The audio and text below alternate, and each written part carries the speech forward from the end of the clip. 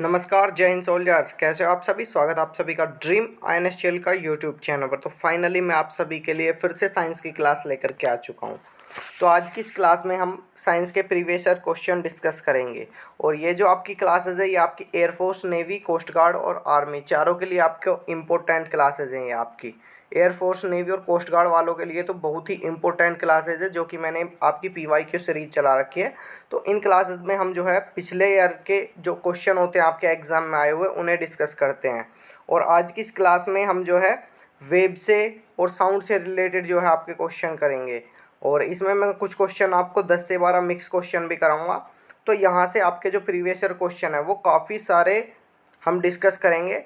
तो दोस्तों आपके लिए बहुत ही इम्पोर्टेंट क्लास होने वाली है ये। क्लास को पूरा देखना। और देखिए मैं शॉर्ट में ही आपको क्लास लेकर के चल रहा हूँ, इतने ज़्यादा क्वेश्चन भी नहीं करा रहा ताकि आपको लर्न करने में कोई प्रॉब्लम हो। तो क्वेश्चन कम से कम रहेंगे और ज़्यादा से ज़्यादा आपके एग्ज़ाम में लगने की संभावना रहेगी। पेपर में इससे बाहर आपको कुछ भी देखने को नहीं मिलेगा। जो मैं प्रीवियस ईयर आपकी सीरीज़ करा रहा हूँ आपको बस ये सीरीज़ कर लेनी है। और एग्ज़ाम टाइम से पहले जो हम वहाँ PDF लॉन्च करेंगे बस उस वहाँ PDF को पढ़ लेना। उससे बाहर आपको कुछ भी देखने को नहीं मिलेगा। बिल्कुल टेंशन मत लेना, बस जो चीज़ें हम आपको करा रहे हैं केवल उन्हीं पर फोकस कीजिए। और ये क्लास आपकी एयरफोर्स, नेवी और कोस्ट गार्ड और आर्मी के लिए आपकी ये बहुत ही इंपॉर्टेंट क्लास है। जो भी वर्दी पाने का सपना देख रहा है उन सभी का सपना जो है पूरा होगा। तो दोस्तों क्लास स्टार्ट करने से मैं आपसे कहना चाहूँगा कि जो भी स्टूडेंट्स चैनल पर नया है चैनल को सब्सक्राइब कर लीजिए और बेल आइकन भी प्रेस कर लेना, ताकि मैं कोई भी अपडेट, कोई भी क्लास लेकर के आऊँ तो उसका जो नोटिफिकेशन है वो प्रॉपर वे में आपको मिलता रहे।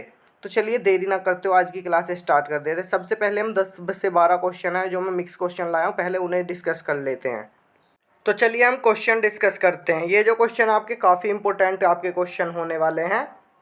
तो चलिए आपका जो फर्स्ट क्वेश्चन है, आपका फर्स्ट क्वेश्चन क्या कह रहा है? तो दोस्तों आपकी जो आज की क्लास का फर्स्ट क्वेश्चन है वो है पानी का आपेक्षिक घनत्व सर्वाधिक किस ताप पर होता है? पानी का जो आपेक्षिक घनत्व है वो सर्वाधिक जो होता है वो किस ताप पर होता है? तो ये होता है आपका 4 डिग्री सेल्सियस पर। सेकंड क्वेश्चन है आपका लोहे की कील पर, लोहे की कील पानी पर क्यों तैरती है जबकि, सॉरी यहाँ पर जो है ये परे नहीं है, लोहे की कील पारे पर।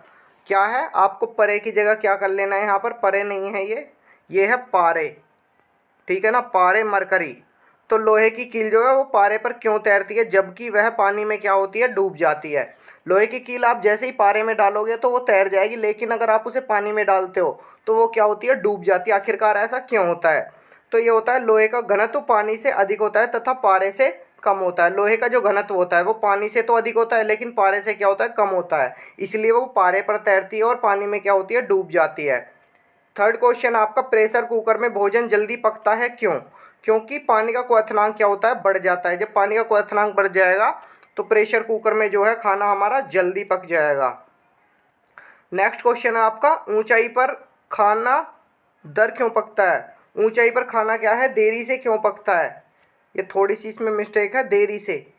ठीक है ना, देरी, आपको इसे दर की जगह पर देरी कर देना है। देरी से क्यों पकता है? तो इसका आंसर है वायुमंडलीय दाब घट जाता है। जब हम ऊंचाई पर जाएंगे तो वायुमंडलीय दाब क्या हो जाएगा, कम हो जाएगा, जिसकी वजह से खाना देरी से पकेगा। और 5 क्वेश्चन आपका जलते हुए विद्युत बल्ब के तंतु का ताप सामान्य होता है। जलते हुए विद्युत बल्ब का जो तंतु का ताप है वो कितना होता है? तो वो होता है 2000 डिग्री सेल्सियस से 2500 डिग्री सेल्सियस तक। 6 क्वेश्चन आपका खाने का सोडा क्या है? तो खाने के सोडे का जो रासायनिक नाम है वो है सोडियम बाइकार्बोनेट। क्या है खाने के सोडे का रासायनिक नाम? Sodium bicarbonate. नेक्स्ट क्वेश्चन आपका आग बुझाने वाली गैस है, आग बुझाने वाली आपकी गैस कौन सी है? तो ये आपकी कार्बन डाइऑक्साइड। नेक्स्ट क्वेश्चन आपका वायुमंडल की सबसे ठंडी परत है। तो वायुमंडल की जो सबसे ठंडी परत है वो है मेसोस्फीयर है। नेक्स्ट क्वेश्चन आपका 9th आर्द्रता मापने के लिए किस यंत्र का जो है प्रयोग किया जाता है? तो आर्द्रता मापने के लिए जो है हाइग्रोमीटर का प्रयोग किया जाता है। 10 क्वेश्चन आपका 238 किस तत्व का परमाणु क्रमांक है? तो 238 जो है वो यूरेनियम का परमाणु क्रमांक है। नेक्स्ट क्वेश्चन है आपका इनमें से कौन सा विटामिन पानी में जो है घुलनशील है? पानी में घुलनशील विटामिन पूछे तो विटामिन बी एंड सी। कौन से होते हैं? विटामिन बी एंड सी। तो चलिए अब हम पढ़ते हैं साउंड के बारे में। तो ये साइंस के जो बहुत ही इंपॉर्टेंट क्वेश्चन मैं आपको कराऊंगा इसमें, और हम साउंड के बारे में पूरा बेसिक से जो है पूरी जानकारी लेंगे। तो सबसे पहले जो आपकी यहाँ पर है वो है आपकी जो साउंड है, आखिरकार वो साउंड आपकी होती क्या है। तो ध्वनि की तरंगे अनुप्रस्थ तरंगे होती हैं। ध्वनि क्या होती है? ध्वनि तरंगे अनुप्रस्थ तरंगे होती हैं। जो लॉन्गिट्यूडिनल वेव होती है ना, वही आपकी जो है साउंड कहलाती हैं। और ये तरंग कैसी होती हैं? तरंग दो प्रकार की होती हैं। एक होती है मैकेनिकल वेव, दूसरी होती है नॉन मैकेनिकल वेव। क्या होती है? एक मैकेनिकल वेव और दूसरी नॉन मैकेनिकल। तो मैकेनिकल वेव जो होती है उन्हें हम कहते हैं हिंदी में यांत्रिक तरंगे, और नॉन मैकेनिकल वेव जो होती है उन्हें हम कहते हैं अयांत्रिक तरंगे। अब हम पढ़ते हैं कि यांत्रिक तरंगे क्या होती है और अयांत्रिक तरंगे क्या होती हैं। तो सबसे पहले हम यांत्रिक तरंगों के बारे में चर्चा करते हैं। तो यांत्रिक तरंगे जो होती हैं, यह तरंगे वह होती हैं जिन्हें संचरण के लिए माध्यम की क्या होती है? जरूरत होती है। यांत्रिक तरंगे जो होती हैं उन्हें संचरण के लिए माध्यम की जरूरत होती है। तो यहाँ से आपका क्वेश्चन इस तरह से बन सकता है, वह तरंगे कौन सी है जिन्हें संचरण के लिए माध्यम की जरूरत होती है? तो आप कहेंगे यांत्रिक तरंगे। तो ये यांत्रिक तरंगे जो होती हैं इनके भी दो प्रकार होते हैं, वो होते हैं अनुप्रस्थ और अनुदैर्घ्य। चलिए अब हम अनुप्रस्थ और अनुदैर्घ्य के बारे में पढ़ लेते हैं। तो फर्स्ट है आपका अनुप्रस्थ तरंगे, सेकंड आपका अनुदैर्घ्य तरंगे। अनुप्रस्थ तरंगों को आप कहते हैं ट्रांसवर्स वेव्स और अनुदैर्घ्य तरंगों को कहते हैं लॉन्गिट्यूडिनल वेव्स। तो अब हम समझते हैं कि इनकी प्रॉपर्टीज में क्या डिफरेंस है, अनुप्रस्थ तरंगे और अनुदैर्घ्य तरंगे। तो फर्स्ट है आपका अनुप्रस्थ तरंग। अनुप्रस्थ तरंग क्या होती हैं? तो सपोज करते हैं कि कोई तरंग है, वह एक माध्यम में जा रही है, तो इस माध्यम में जो कणों के मूवमेंट लंबवत हो रहा है, क्या हो रहा है? कणों का मूवमेंट जो है वो लंबवत हो रहा है। ऐसी वेव को हम क्या कहते हैं? अनुप्रस्थ तरंगे कहते हैं। तो ये जो होती है आपकी अनुप्रस्थ तरंगे, यह ठोस में और द्रव की सतह पर संचरित हो सकती है। क्या हो सकती है? अनुप्रस्थ तरंगे आपकी ठोस में और द्रव की सतह पर हो सकती हैं संचरित। नेक्स्ट आपका अनुदैर्घ्य तरंगे। अनुदैर्घ्य तरंगे क्या होती हैं? तो अनुदैर्घ्य तरंगे सपोज करते हैं कि कोई तरंग है, वह एक माध्यम में जा रही है। अब इस माध्यम में जो कणों की आवृत्ति के समांतर मूवमेंट कर रहे हैं, अब की बार क्या है? समांतर मूवमेंट कर रहे हैं, तो उसे हम क्या कहते हैं? अनुदैर्घ्य तरंगे कहते हैं। और अनुदैर्घ्य तरंगे जो होती हैं ये ठोस, द्रव और गैस में उत्पन्न हो सकती हैं। ठोस, द्रव और गैस तीनों में ही क्या हो सकती हैं? उत्पन्न हो सकती हैं। अब हम बात करते हैं नॉन मैकेनिकल वेव की, अयांत्रिक तरंगों की। हमने यांत्रिक तरंगों की बात कर ली, अब हम करते हैं अयांत्रिक तरंगों के बारे में। तो इनको संचरण के लिए माध्यम की क्या होती है? आवश्यकता बिल्कुल भी नहीं होती है। चाहे कोई माध्यम हो ना हो, अयांत्रिक तरंगे को कोई भी माध्यम की आवश्यकता नहीं होती है। जैसे कि अयांत्रिक तरंगे कौन सी हैं? प्रकाश तरंगे और रेडियो तरंगे। नेक्स्ट है ध्वनि की उत्पत्ति। ध्वनि की उत्पत्ति जो है वस्तुओं में कंपन से होती है। अब हम बात करते हैं कुछ इंपॉर्टेंट पॉइंट्स की तरफ। तो फर्स्ट है आपका ध्वनि किसी भी माध्यम में क्या कर सकती है? गमन कर सकते हैं। किसी भी माध्यम में ध्वनि क्या कर सकती है? गमन कर सकती है, लेकिन निर्वात में गमन नहीं कर सकती। क्या कर सकती है? निर्वात में गमन नहीं कर सकती। माध्यम कोई भी हो उसमें गमन कर लेगी, लेकिन निर्वात में ये जो है गमन नहीं कर सकती, क्योंकि यह यांत्रिक तरंगों के अंदर आती है। क्या आती है? ये यांत्रिक तरंगों के अंदर आती है। उसके बाद में है आवृत्ति के आधार पर तरंगों को तीन भाग में बांटा गया है। फ्रीक्वेंसी के आधार पर तरंगों को कितने भागों में बांटा गया है? तीन भागों में। और वो तीन भाग कौन कौन से हैं? चलिए हम उन्हें पढ़ लेते हैं। उसके बाद फर्स्ट है आपका कोई इंसान की वही तरंग को सुन सकता है। कोई इंसान वही तरंग को सुन सकता है जिसकी आवृत्ति 20 हर्ट्ज से 20,000 हर्ट्ज तक होती है। हम जो है कितनी आवृत्ति वाली तरंगों को सुन सकते हैं? 20 हर्ट्ज से लेकर के 20,000 हर्ट्ज वाली हम जो है तरंगों को सुन सकते हैं। इसके अलावा जो 0 हर्ट्ज से 20 हर्ट्ज तक की वेव और 20,000 से ऊपर तक की वेव को भी इंसान जो है नहीं सुन सकते। जो 0 हर्ट्ज से और 20 हर्ट्ज तक की और 20,000 से ऊपर की, हम इन्हें क्या है? नहीं सुन सकते। नेक्स्ट आपका 0 से 20,000 हर्ट्ज की वेव को इंफ्रासोनिक वेव बोला जाता है। तो आपसे पूछा जाएगा कि इंफ्रासोनिक वेव कौन सी है? तो 0 हर्ट्ज से और 20 हर्ट्ज तक की जो वेव है वो इंफ्रासोनिक वेव है। नेक्स्ट है आपका 20 हर्ट्ज से और 20,000 हर्ट्ज तक की आवृत्ति जिसे मनुष्य सुन सकता है। हम किसे सुन सकते हैं? 20 हर्ट्ज से और 20,000 हर्ट्ज के बीच तक की। तो इन्हें क्या कहते हैं? ऑडिबल वेव इन्हें बोला जाता है। नेक्स्ट पॉइंट आपका 20,000 हर्ट्ज से सबसे ऊपर 20,000 हर्ट्ज से ऊपर की आवृत्ति को क्या कहते हैं? अल्ट्रासोनिक वेव कहते हैं। जो भी 20,000 हर्ट्ज से ऊपर की आवृत्ति की जो वेव होंगी उन्हें हम कहेंगे अल्ट्रासोनिक वेव। नेक्स्ट आपका ये काफी आपका इंपॉर्टेंट पॉइंट है, ध्वनि की चाल। ध्वनि की चाल किस में सबसे अधिक होती है? तो वो होती है ठोस में, उसके बाद होती है द्रव में और सबसे कम होती है गैस में। तो ध्वनि की चाल आपसे पूछ लिया जाए कि सबसे ज्यादा किस में होती है, तो आप कहोगे कि सर ठोस में सबसे ज्यादा होती है।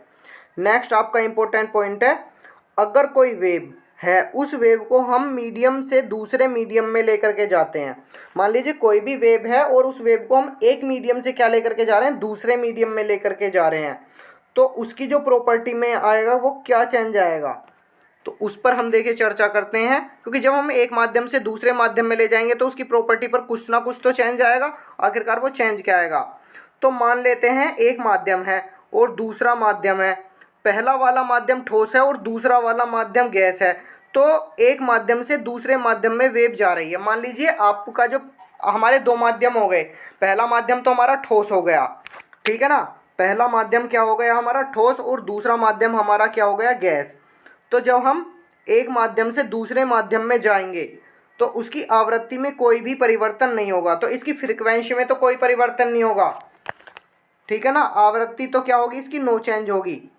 लेकिन इसकी तरंग दैर्ध्य जो है वो इसकी बदल जाएगी। तरंग दैर्ध्य क्या होगी? इसकी बदल जाएगी। नेक्स्ट है आपका ध्वनि की चाल पर भौतिक राशियां, ताप व दाब का प्रभाव। ध्वनि की चाल पर जो है भौतिक राशियां, ताप व दाब का क्या प्रभाव पड़ेगा? तो चलिए इसे पढ़ लेते हैं। तो नंबर 1 है दाब का क्या प्रभाव पड़ेगा। सामान्य ताप पर गैसों में ध्वनि की चाल पर दाब को बढ़ाने पर ध्वनि की चाल में कोई भी परिवर्तन नहीं होगा। सामान्य ताप पर गैसों में ध्वनि की चाल पर जो है दाब को बढ़ाने पर ध्वनि की चाल में कोई परिवर्तन ही नहीं होगा। और अगर हम ताप की बात करें तो माध्यम का ताप बढ़ाने पर ध्वनि की चाल भी बढ़ जाएगी। अगर हम माध्यम का ताप बढ़ाते हैं तो ध्वनि की चाल बढ़ेगी और ताप घटाते हैं तो ध्वनि की चाल क्या हो जाएगी? कम हो जाएगी। ध्वनि के हम लक्षण की तरफ बात करते हैं कि ध्वनि के लक्षण क्या हैं। तो नंबर 1 है तीव्रता। ध्वनि तीव्र सुनाई देना। तो ध्वनि जो तीव्र सुनाई देती है वो किसकी? इंटेंसिटी, मतलब कि तीव्रता के कारण। ध्वनि की तीव्रता का जो मात्रक है वो है आपका डेसिबल। सेकंड आपका तारत्व, जिसे कहते हैं पिच। तो ध्वनि का मोटा है तीक्ष्ण होना, ये किसके कारण होता है? तारत्व के कारण होता है। तो तारत्व ध्वनि की आवृत्ति पर निर्भर करता है। आवृत्ति ज्यादा मतलब तारत्व का ज्यादा होना। अगर आवृत्ति ज्यादा होगी तो तारत्व भी क्या होगा? ज्यादा होगा। नेक्स्ट आपका डोपलर प्रभाव। डोपलर प्रभाव क्या है? तो श्रोता और स्रोत के बीच आपेक्षिक गति है जो आवृत्ति बदलती हुई प्रतीत होती है जिसमें, ठीक है ना। श्रोता और स्रोत के बीच आपेक्षिक गति तो आवृत्ति बदलती हुई जिसमें प्रतीत होती है वो क्या कहलाता है? डोपलर प्रभाव कहलाता है। सबसे इंपॉर्टेंट पॉइंट आप नोट कर लीजिए, सोनार। सोनार आपने काफी सुना होगा। तो ये सोनार का उपयोग कौन करते हैं? सोनार एक ऐसी तकनीक है जिसे नौचालन जल के अंदर या सतह पर वस्तुओं को पता लगाने के लिए ध्वनि संचरण का उपयोग करते हैं। तो ये जो है इंडियन नेवी के जो है नौचालक होते हैं उनके पास में ये सोनार पाई जाती है। वो इसका उपयोग किसके लिए करते हैं? जल के अंदर या जल की सतह पर वस्तुओं को पता लगाने के लिए वो इसका जो है यूज करते हैं। तो आज की क्लास आपकी काफ़ी इंपॉर्टेंट है दोस्तों, और क्लास आपको कैसी लगी एक बार कमेंट बॉक्स में ज़रूर से बताना। तो आशा है आपको आज की क्लास पसंद आई होगी। और जो भी स्टूडेंट चैनल पर नया है चैनल को क्या कर लीजिए, चैनल को सब्सक्राइब कर लेना और बेल आइकन भी प्रेस कर देना ताकि मैं कोई भी अपडेट लेकर के आऊँ तो उसका जो नोटिफिकेशन है प्रॉपर वे में आपको मिलता रहे। और एक प्यारी सी कमेंट बॉक्स में जरूर से कर देना कि आपको आज की क्लास कैसी लगी, और इस क्लास को अपने सभी साथियों के साथ में शेयर जरूर से कर देना। वो कहते हैं ना कि मेहनत जो हम कहें और सिलेक्शन जो आप चाहें, तो ऐसे ही मेहनत करते रहिए। इस बार सिलेक्शन सभी स्टूडेंट्स का होगा। और जो भी चैनल पर नया है सब्सक्राइब जरूर से कर लेना और बेल आइकन भी प्रेस कर देना ताकि मैं कोई भी अपडेट कोई भी क्लास लेकर के आऊँ तो उसका जो नोटिफिकेशन है प्रॉपर वे में आपको मिलता रहे। तो चलिए मिलते हैं नेक्स्ट क्लास में। नमस्कार, जय हिंद, वंदे मातरम।